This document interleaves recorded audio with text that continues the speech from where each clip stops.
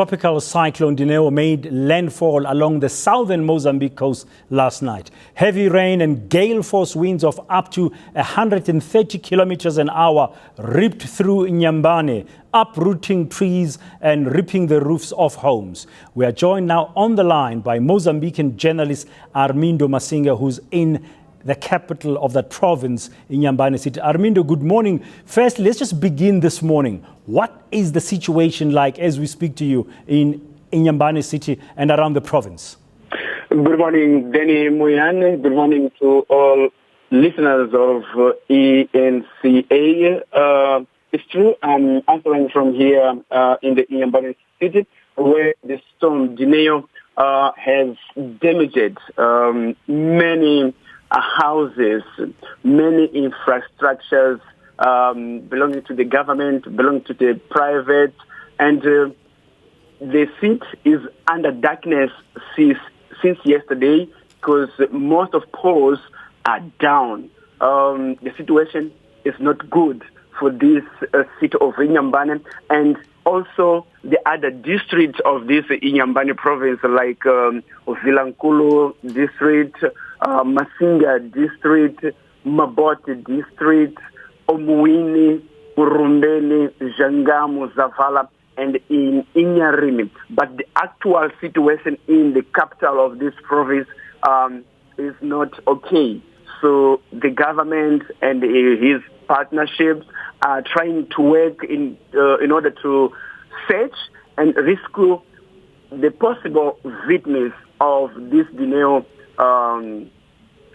storm in this morning. It's what we can say by this time from here. Now, Armindo, you're talking about infrastructure damage, so I guess houses and homes and buildings have been damaged, and you say there is no power supply this morning in Inhambane city. But you say there's no idea yet how people themselves have been affected, whether they've been victims in terms of human lives that have been affected by Dineo, the Dineo cyclone. Any idea how many people have been affected?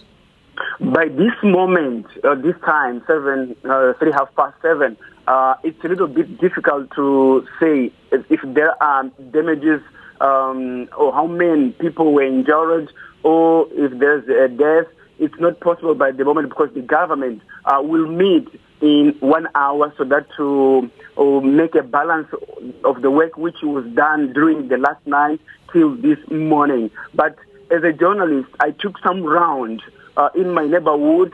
I didn't hear anything about loss of life, but only what I saw is about damages in buildings, infrastructures, no power. And this happens because the poles are down and the electricity company, ADM, had cut down the power or the electricity because if there is a power on poles, it could bring more damage in many things in this city.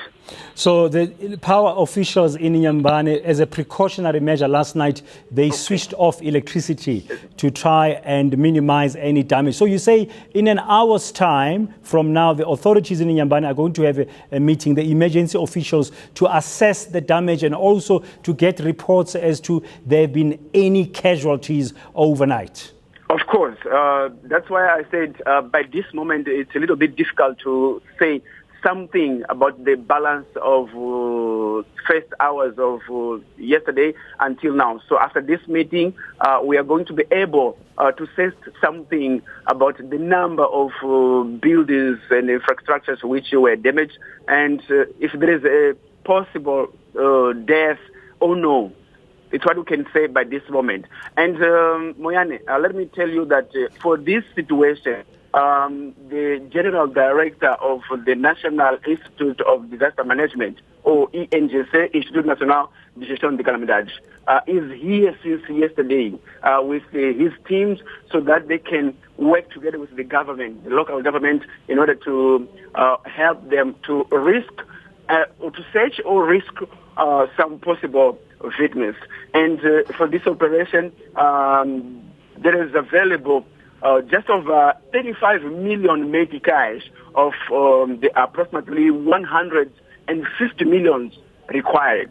So it's what we can say by this moment, which is being done by the government in order to face this Dineo cyclone. Okay, Armindo, thank you very much. We'll touch base with you later on this morning to find out exactly what's that update. That's Armindo Masinga, Mozambican journalist, live to us on the line there from Inhambane City.